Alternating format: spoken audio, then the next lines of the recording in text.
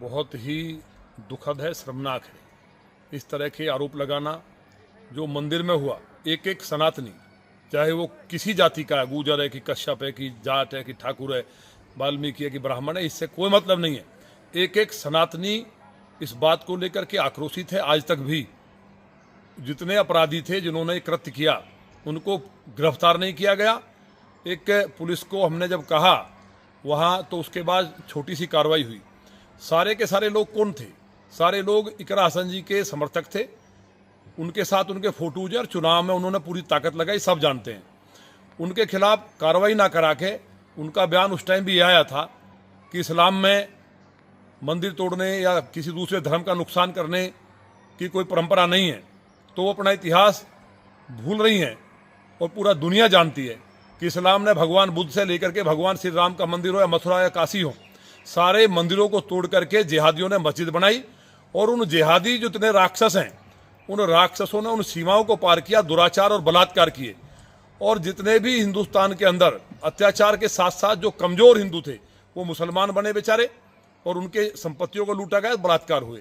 आज इकरा हसन जी उसी परंपरा पर आगे बढ़ी हैं। जिस तरह गेस्ट हाउस कांड हुआ, उनके सब जानते हैं कि उनके परिवार ने क्या किया। उनके भाई की भूमिका मुजफ्फरनगर दंगों में क्या रही? वो दंगा केवल जाट समाज का नहीं था, पूरे सनातनियों का दंगा था।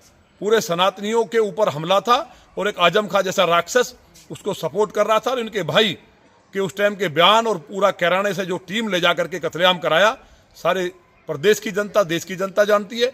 इसी तरह से आपने देखा होगा अभी जो प्रकरण कैराने में हुआ था पिछले दिनों, जो लोग वहां पलायन कर रहे थे, पलायन के दोषी कौन है?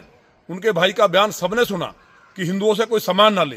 हिंदुओं को पलायन कराने वाले यही लोग हैं, तो वो उनकी वृत्ति है। और जहां तक प्रदीप चौधरी जी की बात है, वो एक खानदानी व्यक्ति हैं और बहुत सरल और शरीफ व्यक्ति हैं। पूरा एक एक सनातनी बच्चा बच्चा प्रदीप चौधरी जी के साथ है। अगर कोई इस तरह की हरकत की गई, जिस तरह से उनकी बहन बेटियों और माताओं के लिए बोला गया, शर्मनाक है। इकरा हसन जी स्वयं एक महिला है, तो उनको ये ध्यान रखना चाहिए कि अगर किसी व्यक्ति ने कुछ बोला है, आप उस बात को घुमा करके प्रदीप चौधरी जी पे ले जाएंगी। ऐसा किसी ने सोचा नहीं था।